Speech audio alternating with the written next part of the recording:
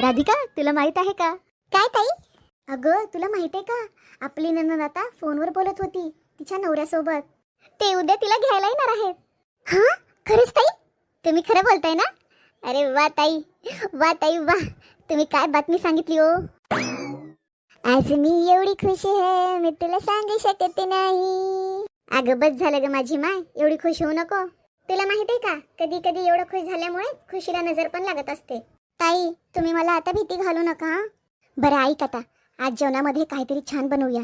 आज आपल्या नंदबाईचा घरामध्ये शेवटचा दिवस आहे. हो हो ताई, आज तर घरामध्ये काहीतरी स्पेशल बनवूया. उद्या तरी या फाटबाईपासून सुटका मिळेल. अहो ताई, या नंदबाईने आपले ना किन्नव आणले होते.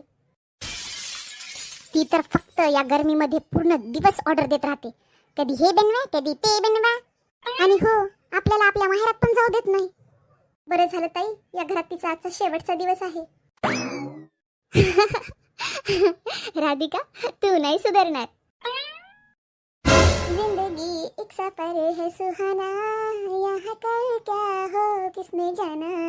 उल्ले उल्ले ओहो. राधिका, तू तर खूप खुश दिसत आहेस आज. हो मग काय, मी खूप खुश आहे आज. अगं, असं काय झालंय? मला पण तर सांग. अहो नका विचारू, तुम्ही नाही विचारलं तेच चांगलं आहे बघा. कारण माझ्या खुशीमुळे तुम्ही दुःखीच होणार. अशी कोणती खुशी आहे ज्यामुळे मला दुःख होईल? ऐका तर मग, उद्या तुमची बहीण तिच्या सासरी जाणार आहे. एवढा खुश व्हायची काय गरज आहे मग? मी तर पहिलेच बोलत होते की तुम्हाला माझी खुशी चांगली वाटणार नाही म्हणून. राधिका, काय झालं ताई? तुम्हाला माहित आहे का ताई, मी ना आज घरातले सगळे काम करून टाकले लवकर लवकर. कारण आज नंदबाई जाणार आहेत ना. अगं जाणार नाही ती. काय? पण का? राधिका, काल मी पूर्ण गोष्ट नव्हती ऐकली. मी फक्त एवढं ऐकलं होतं की आज नंदेचा नवरा येणार आहे म्हणून. पण आता मला माहित पडलं की नंदबाईने जाण्यासाठी नकारच दिला आहे.